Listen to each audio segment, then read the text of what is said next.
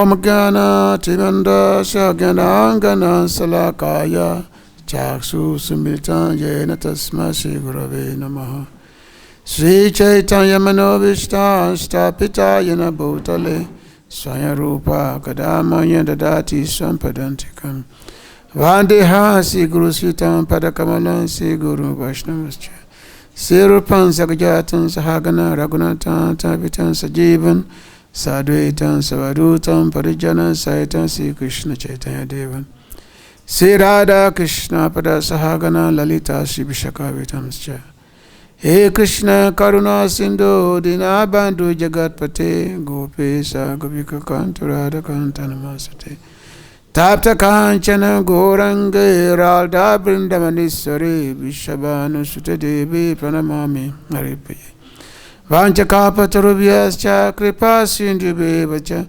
patitanam pavanavebhyo vaishnavebhyo namo namah Namo Mahavadanyaya Krishna Premapadayate Krishnaya Krishna Chaitanya Namine Goratise Namah Sri Krishna Chaitanya Prabhu Nityananda Sri Advaita Gadara Sivasadi Gaura Bhaktavinda Hare Krishna Krishna Krishna Hare Hare Hare Rama Rama Rama Hare Hare Hare Krishna Krishna Krishna Hare Hare Hare Rama Rama Rama Ananda Lila Maya Vigraya Hemavada Vichave Sundaraya Tasma Maha Primarasa Padaya Chitaya Chandra Nama Namaste Chitaya Chandra Nama Namaste Chitaya Chandra Nama Namaste. So I thank everyone for being here this evening for our regular class on the Bhagavad-Gita. We are on the chapter 2. I was told text 10, right? Text 10 today? 10 to 11 also. 12 and 13 are too big. Oh, I see.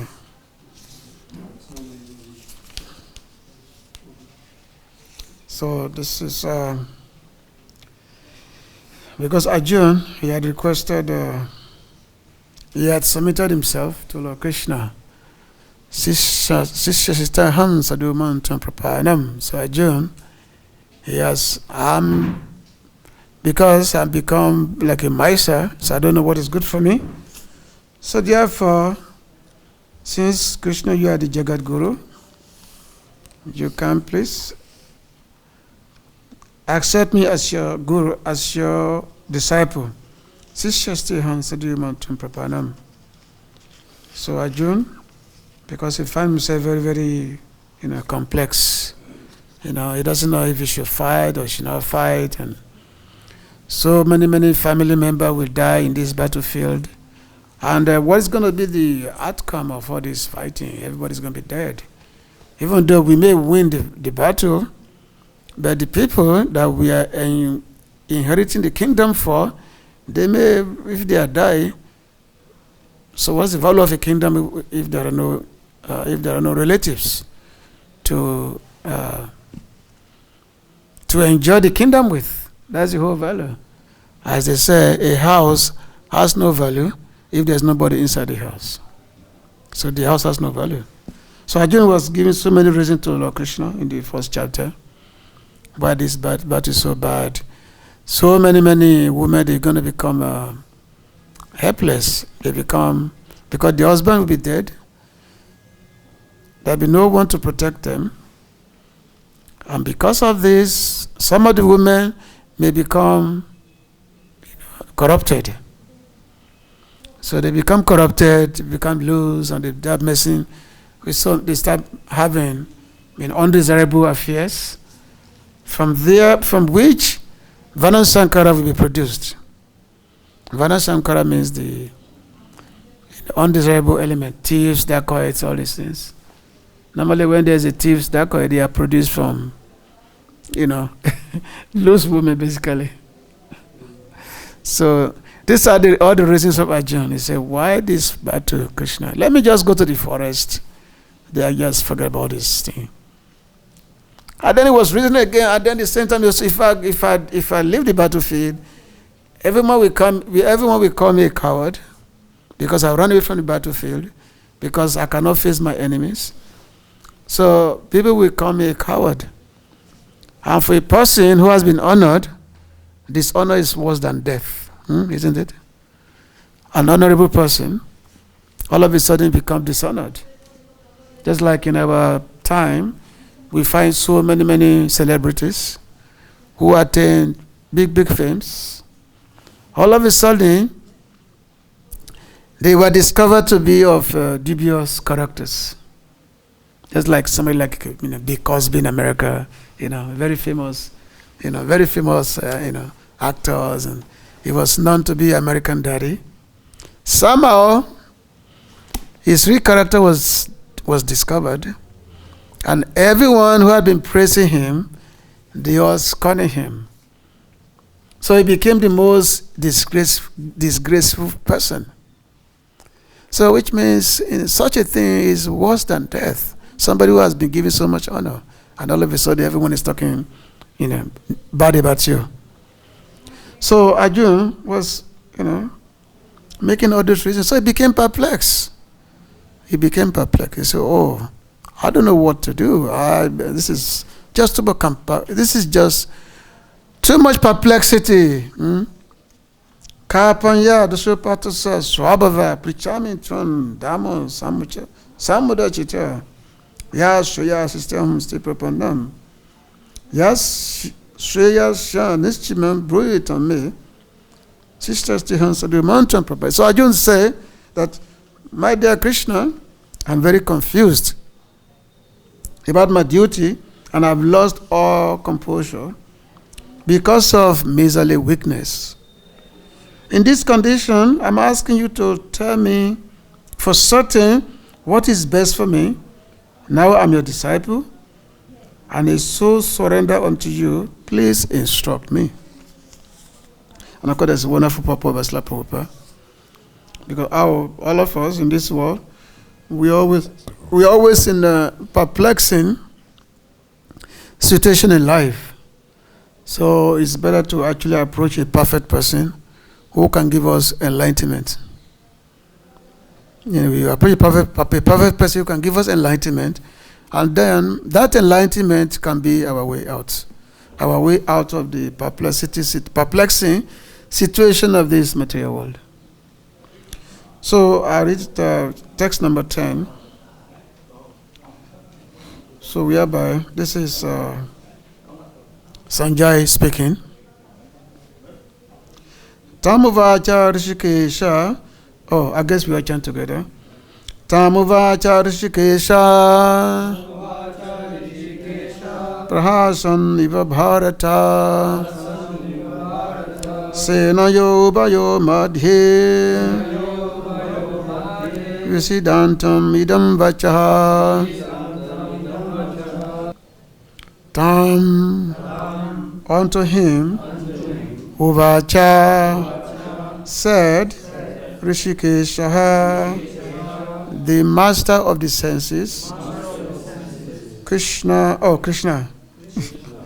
Prasan, smiling, Eva, like that, Bharata, O Dhritarashtra, descendant of Bharat, Senayo, of the armies, Ubhayo, of both parties, Madhi, between, Visidantam, unto the lamenting one,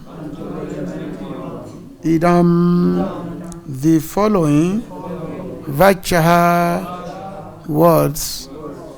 Translation and purport by Divine Grace, A.C. Bhakti-Vinod Swami Prabhupada Ki. O descendant of Bharat, at that time Krishna, smiling, in the midst of both the armies, spoke the following words to the grief-stricken Arjuna. Purport. The talk was going on between intimate friends, namely the Rishikesh and the Gudakesh. As friends, Both of them were on the same level, but one of them voluntarily became a student of the other. Krishna was smiling because a friend had chosen to become a disciple. As Lord of all, he is always in the superior position as the master of everyone, and yet the Lord agrees to be a friend, a son, or a lover for a devotee who wants him in such a role. But when he was accepted as the master, he at once assumed the role and talked with the disciple like the master, with gravity as it is required. It appears that the talk between the master and the disciple was openly exchanged in the presence of both armies, so that all were benefited. So, the talks of Bhagavad-Gita are not for any particular person, society, or community, but they are for all. And friends or enemies are equally entitled to hear them. So Arjuna, he prayed to Krishna. He requested Krishna to be his guru. Actually, Krishna is the supreme guru, Jagat Guru. Krishna Bande Jagat Guru. Like in Malay, if we pray to Krishna, he is the spiritual master of all. Like in the chapter 15, the Lord says that from me, come the Vedic knowledge. I'm the original propounder of the Vedic wisdom. So the Lord, He's the original spiritual master. In the beginning, He instructed Brahma, and then Brahma became enlightened, and then he was able to create the universe. So Krishna is the spiritual master, of course, is the Jagat Guru. But at the same time, there is a relationship by which the Lord has with his devotees. And this relationship, which is based on loving relationship, even though Krishna is the master, is the supreme master, supreme majesty, but when it comes to the relationship with his devotees, Krishna actually put that aside. Because after all, the Lord wants to enjoy himself. He wants to relish. He wants to relish a relationship with his devotees, loving devotees. Just like one time, during the time of Hiranyakashipu and fighting with Nishingadev. So Nishingadev, fought with Hiranyakashipu and killed him. So after the killing, the Lord was, very, very angry. He was so, because normally to fight, you have to be angry to fight. So the Lord was very, very angry. He was on his throne. He was so angry, and no one could approach him. Brahmaji, all the demigods, nobody could approach him, even his wife, Lakshmi Devi. She became doubtful. She said, "Is this my husband?" Because, she's the wife of Narayana. She said, "Is this my husband?" She became doubtful, so she will not even approach Nishingadev. However, Prahlad, who is simple, a child, is a devotee of the Lord, loving devotee. So the Prahlad immediately he went to the Lord. He went to actually sat on the Lord's lap. Because Lord Brahma told hey, Prahlad, it's because of you that the Lord has come, and because of you that the Lord is so much angry. So you are the only one that can pacify him. So Lord Brahma says this. So Prahlad, he went to Lord Nishingadev and then sat on the Lord's lap. So the Lord became, because Prahlad was, he has no fear. He sees he had this loving, dealing with the Lord. So he has no fear. So it was, with simplicity, he went to sit on the Lord's lap. So the Lord, he looked at Prahlad. Immediately his anger went away. Immediately his anger went away. And of course, because he has the head of a lion, so like the lion will affectionately deal with his, with the cub, So Prahlad, Shingadev, he was licking the body of Prahlad, because he has got the head of a lion, so licking his body, very very affectionate. The Lord was so affectionate, and Prahlad was relishing that, oh, my dear Lord is like my dear father. The Lord was very affectionate to Prahlad. So the Lord, he became greedy. So he became greedy for this. He said, look at this boy. He's having such a loving relationship with me. Hey, but if I also become like that. Hey, but he also become like this boy.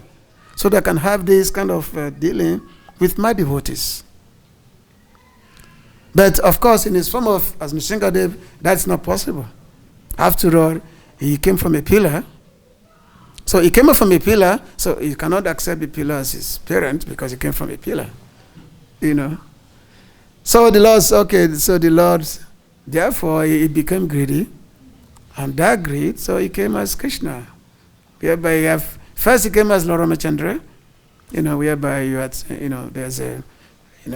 there's this affection between, Dasarath,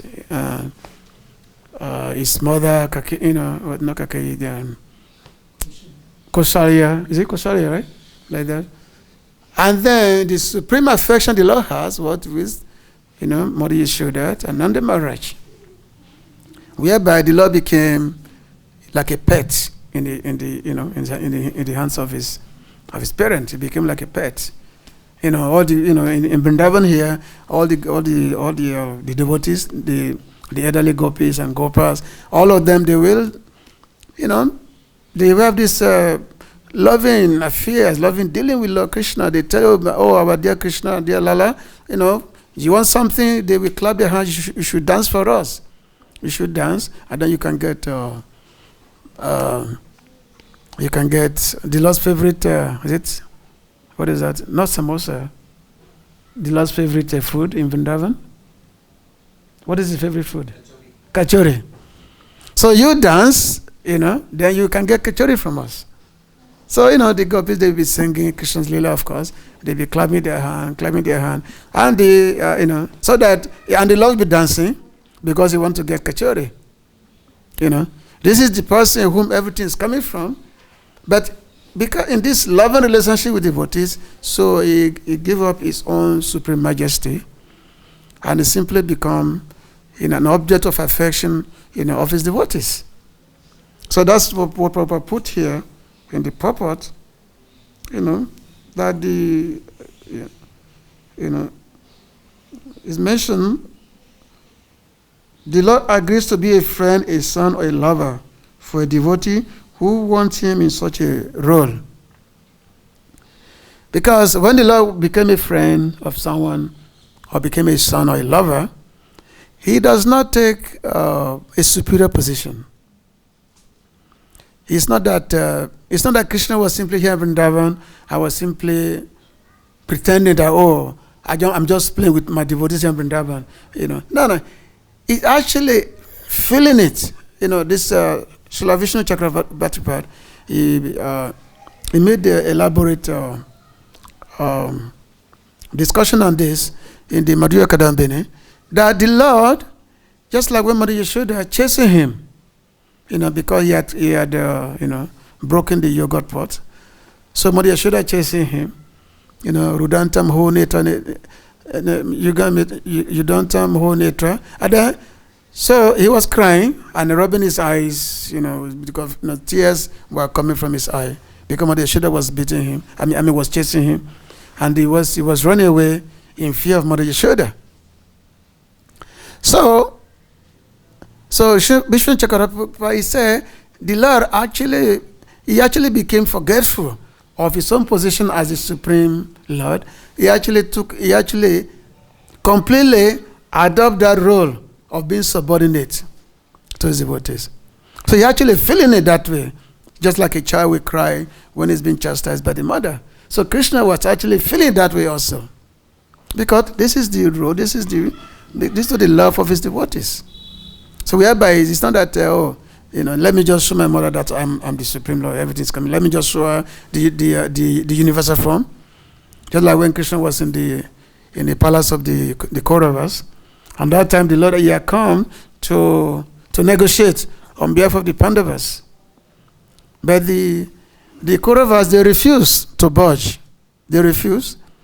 And then the Lord told Duryodhana that, look, if you guys don't agree to the proposal, then get ready for war, get ready for a big fight. So Duryodhana became angry, said, oh, who does this Krishna think he is? Let's arrest him. Let's arrest Krishna. And then because he was so foolish, he tried to get his guy to arrest Krishna. But then Krishna immediately manifested his universal form. He said, okay, you come. So Krishna manifested his universal form. So all of them became very afraid, and then they all, ran away. So, that is that. But in Vrindavan, Krishna was not like that in Vrindavan. He wasn't like that. Even one time when Krishna's friend, when they were accused of eating dirt, and they had complained to Mother Yashoda that Krishna is eating dirt. So Mother Yashoda asked Krishna, she said, hey, my dear Krishna, are you eating dirt? This is the complaint I got from your friends, that you've been eating dirt. The Krishna said, no, my friend, this is just a conspiracy against me. I don't eat dirt. This is just a conspiracy. He said, why don't you look at my mouth? If I'm eating dirt, you look at my mouth. So Mother Yashoda, she looked at Krishna's mouth, and what she saw? She saw the universe. She saw all the universes, everything within the mouth of Krishna. She saw all the universe, planetary system, all the demigods, Lord Brahma, everyone she saw. She even saw Vrindavan, and she even saw herself look into the mouth of Krishna. So temporarily, Mother Yashoda, she became kind of bewildered. She said, what is this? What am I experiencing? Is this my son? Is it my son? What am I experiencing? So temporarily, she was a little bit bewildered. And then immediately, Krishna allowed the Yoga Maya to cover that, so that she doesn't feel herself being, like, oh, maybe I'm with God. She doesn't, make herself feel that way. Immediately, she closed her eye, and then Krishna let that universal form disappear. And then she said, oh, I think my son is being attacked by ghosts. So let me call all the Brahmanas to perform some jagas and all that. So that was her mentality. She never at once think that Krishna is God. All the Bijabasi, they never think Krishna is God. To them, Krishna is simply their loving darling. That's all. Whereas the material devotees, they think that Krishna is God. Devaki, Mother Devaki, Vasudeva, Ugrasena, all the material Basi, they always pray to Krishna. They pray to Krishna always. But Brijabasi, they never pray to Krishna, because they don't think that Krishna is God. They only see Krishna as their most lovable relatives. Even when they hear of Krishna's so many leelas of killing so many demons, killing this, Putana, Hakasura, even when he was a baby, but Bijabari simply say, oh, our son is so wonderful, he became so powerful, maybe because of, he got some benediction from some demigod. So they're only looking at, oh, our son is very powerful. He's powerful because he's our dear relatives. So that's different. So here, so Arjuna, he had a relationship with Krishna. He's that of a friend. But his friendship with Krishna is not the same as the friendship in Vrindavan, because Arjuna was not a Brajabasi. Arjuna belonged to the category of Ishwara, that side. It's not a Brajabasi. He was, in Hastinapur. He was Krishna's, cousin or nephew, because Mother Kunti, she was the sister of Vasudev, Prita. She was sister of Vasudev. So Arjuna basically like a cousin of Krishna, but the She doesn't have, even though she's Krishna's friend, even though right from the beginning they are friends, but it's not that that of a Bhagavad friend. Yeah, yes, they perform so many pastimes together, of being in a, sometimes they will sleep in the same bed, but still, his relationship with Krishna is not the same as the relationship of the Vijabasi, like Sudama, Madhumanga, Sridham, and Arjun, there's another Arjun Vrindavan. So their relationship is different, because here in Vrindavan, all the Christians friends, they will all challenge him that let us fight. Let us fight together. Let us do wrestling. And whoever becomes victorious will have to carry the victor. Like that. So sometimes during the fight, Krishna will become defeated, and they will have to carry the person who is victorious will have to carry him, on his back. So in this one, the friends of Krishna Vrindavan, they see him as equal. Sometimes they even think that they're even more powerful than Krishna. Sometimes they feel, because this loving deal that is there, prem, loving, and that's why the devotees of Vrindavan, they always far superior to the devotees of anywhere else. Far superior, because Krishna became subordinate. He take a subordinate position to his devotees here in Vrindavan, whereas other places it's not like that. So when Arjun, when he was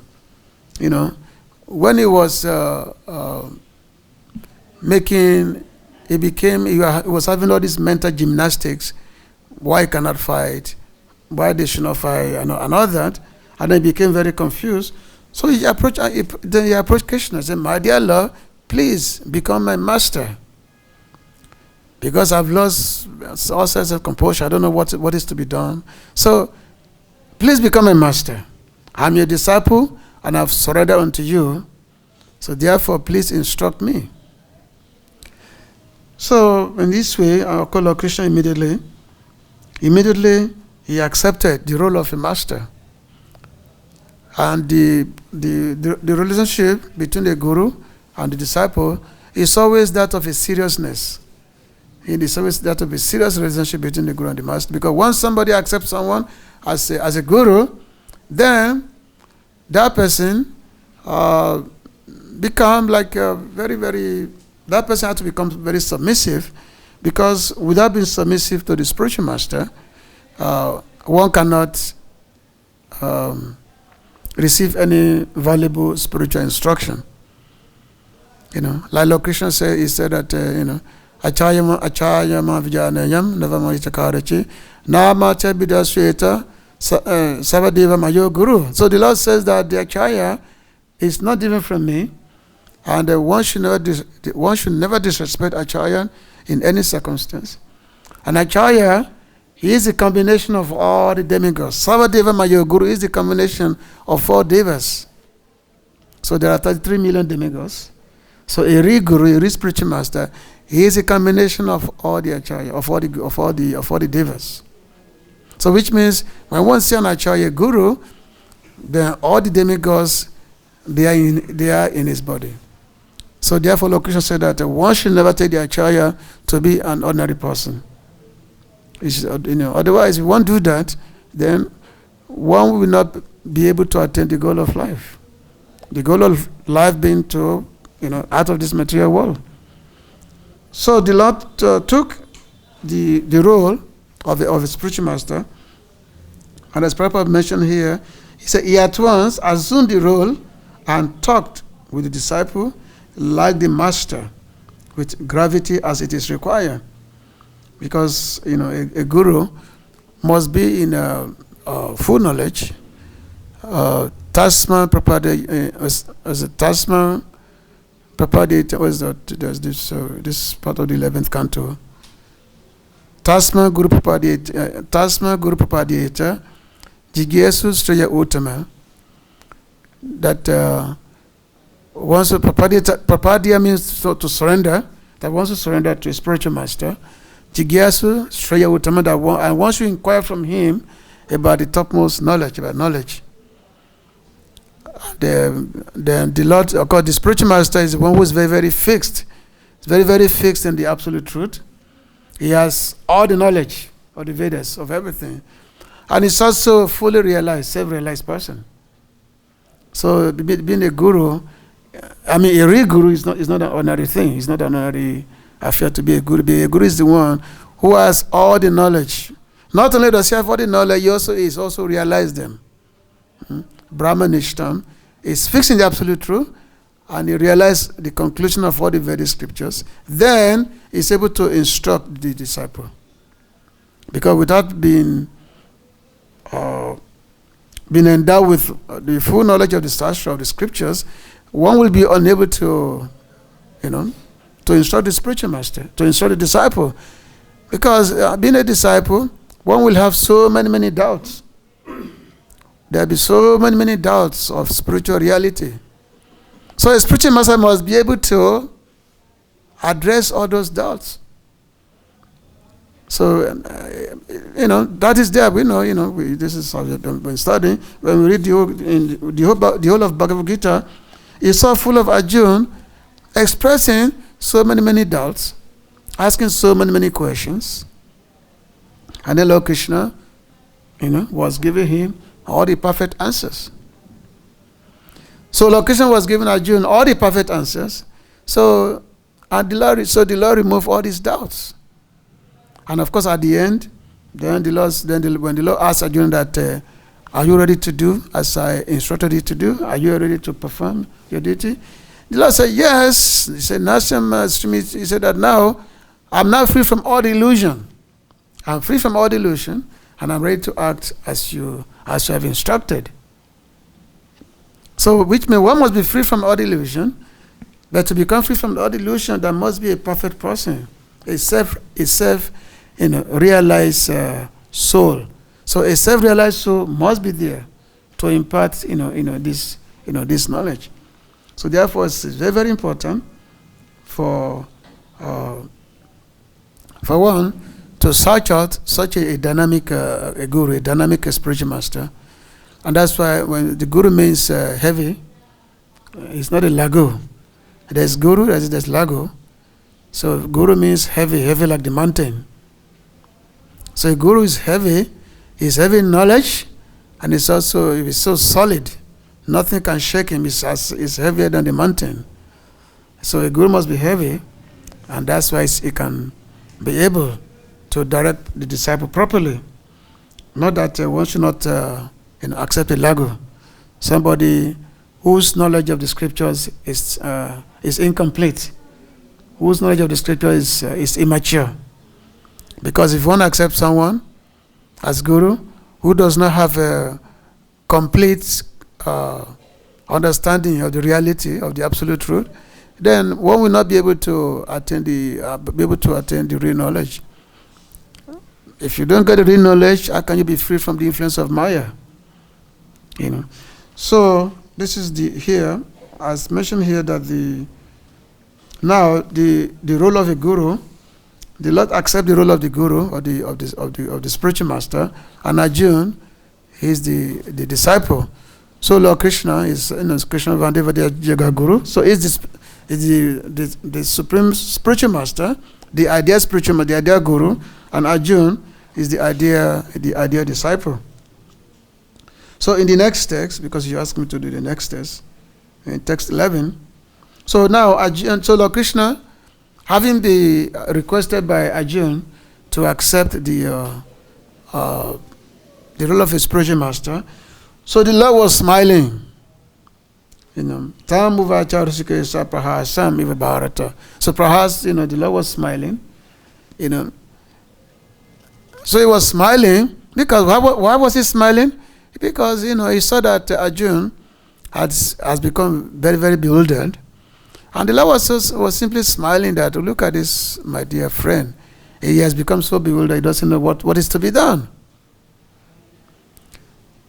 So, he was smiling because that's how a guru, because a guru must be full confidence. When a guru is about to impart spiritual knowledge, he's very, very confident of what he's very confident on what he's talking about.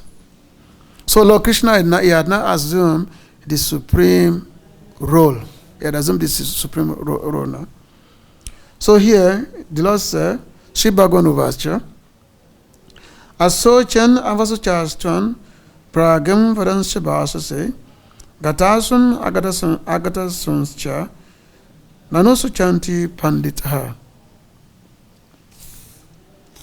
So the Lord said, the Supreme Lord said, while speaking learned words, you are mourning for that, for what is not worthy of grief. Those who are wise lament neither for the living nor for the dead. Those who are wise. Purport. The Lord at once took the position of the teacher and chastised the student, calling him indirectly a fool.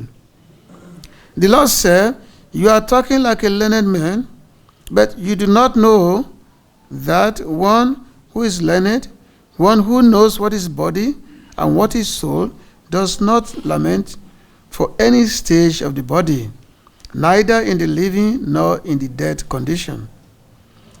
As explained in later chapters, it will be clear that knowledge means to know matter and spirit and the controller of both.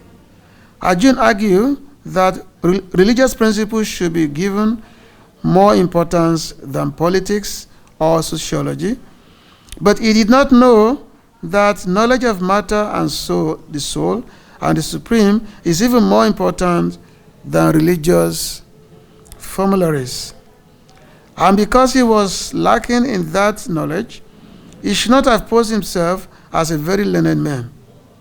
As he did not happen to be a very learned man, he was consequently lamenting for something which was unworthy of lamentation. The body is born and is destined to be vanquished, today or tomorrow. Therefore, the body is not as important as the soul.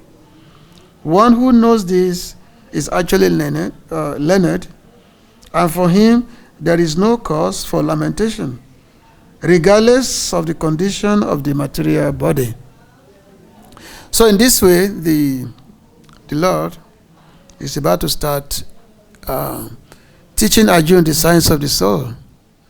You know, right from the beginning, Arjuna say, "Oh my dear," the Lord say, "Oh my dear Arjuna, you know, even though you are speaking such a lofty talks, you're talking of so many Dharma Shastras. What is it, Dharma Shastra?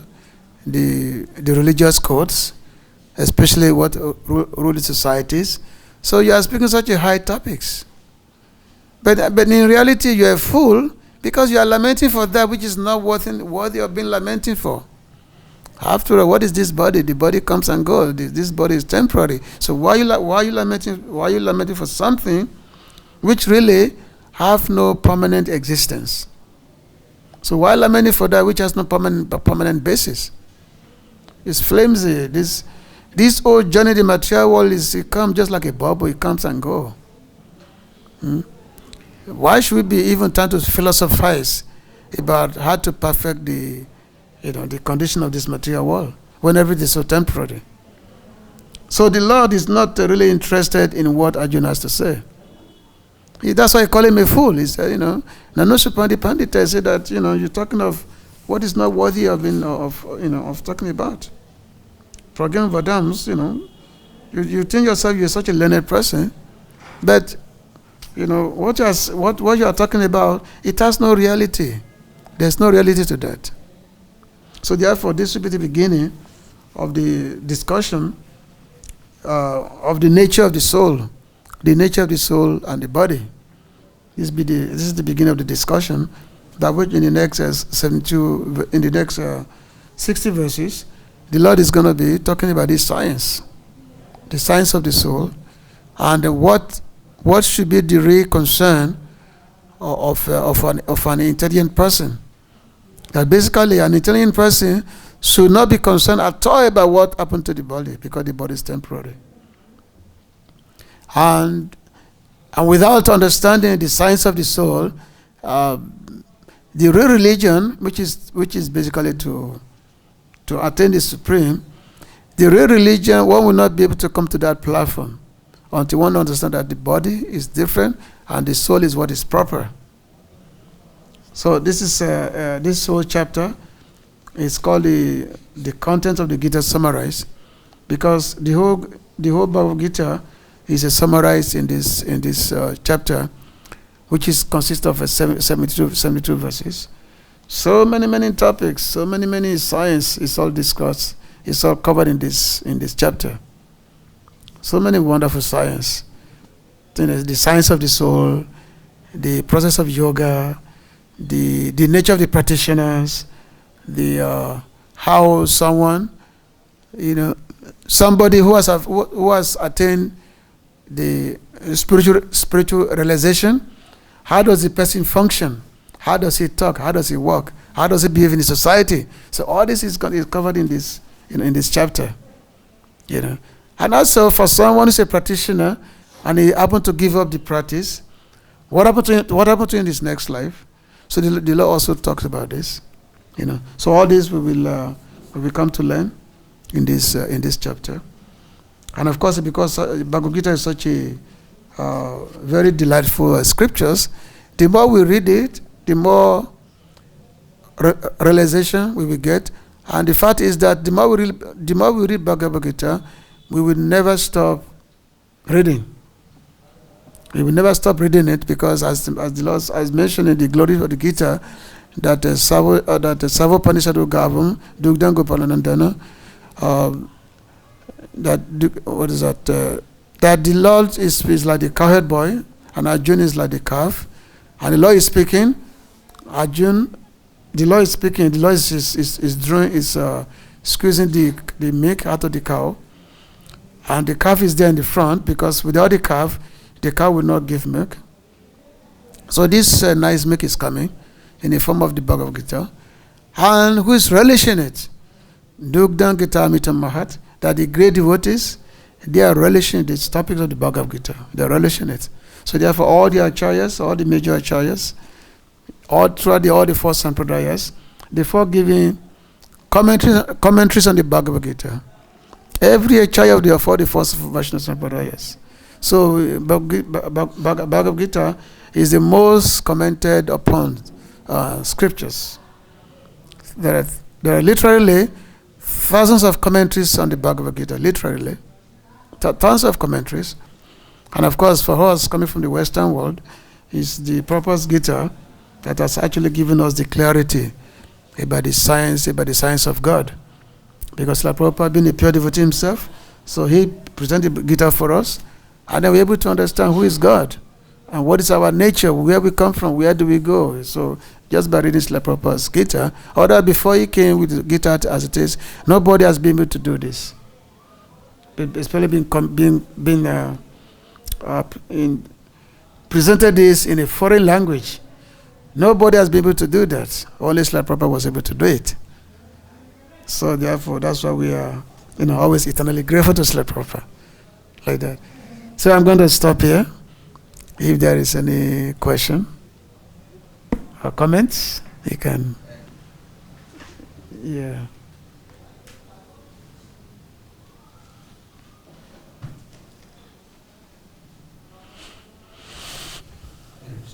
Hare Krishna. Hare Krishna. Just like you are giving that Krishna is telling Arjuna that you are a fool, you are lamenting for the body, about your spiritual master and the relatives. Mm-hmm. So when we see that Prabhupada is divine, as Prabhupada left his body also, and many devotees were also lamenting for Prabhupada. Mm-hmm. So how do you relate these things? No, because the association of Krishna and their devotees is the most desirable association in this world. And when the acharya leaves, because that association will no more there, then there has to be a cry, there has to be lamentation, because we will no longer be able to associate, to have that association. Now, the lamentation is not because of the body. It's not the lament for the body. You are lamenting for the presence of the good that's no more there. So therefore, that is worth lamenting for. Because it's not based. It's not materialistic lamentation. It is spiritual lamentation, because the association will no longer be there, unless we are so advanced that we can actually associate with Prabhupada in the spiritual realm, on the spiritual platform, and especially for the younger disciples at that time, because the personal association will no longer be there. So therefore, it's a source of cry. So not only Saku will have that famous prayer, Yanilo Prema Dana Chataku, that where such a person, where such a great personality has gone. So therefore, I will smash my head against a rock, because I will no longer have that association that is there. So it's not the same, totally different. Prabhupada said, I am giving you everything is in my books, I am present in my books. Mm-hmm. So this knowledge Prabhupada had given everybody, that I am always with you, you are present in my books. Yeah. So then why he is giving the knowledge and everything, then still why he gets so much in deep sorrow? It all depends on how we have accepted it. It's because he has given everything. He has given all the basis. But it all depends on how we have accepted it. So, like, is also the level of our surrender. Krishna said that tans tatami bhajamyaham, yayatama prapadyanti, tans tatami bhajamyaham. So the Lord said that as one surrender unto me, I reciprocate accordingly. So our surrender is not the same. Many of us, majority of us, we have so many things we want to hold back. Many things we want to hold back. So the full surrender is not there. So therefore, the cause for lamentation, because we don't have a full surrender. Not everyone, it's, as they say, it's very rare to find one person surrendering. It's one person, because to surrender, it's not something that has to be forced upon us. It's something that we have to be, voluntarily accept. The independence is there. And then the independence is never taken away from us. So it depends on how we have used our independence, how we have decided how we have made a determination to surrender to God or His devotee or not. But most of the time we hold back. So that holding back is what is causing us to whatever problem we have, because of that what we are holding back to us. So surrender has to be completely voluntary. It has to come from our hearts.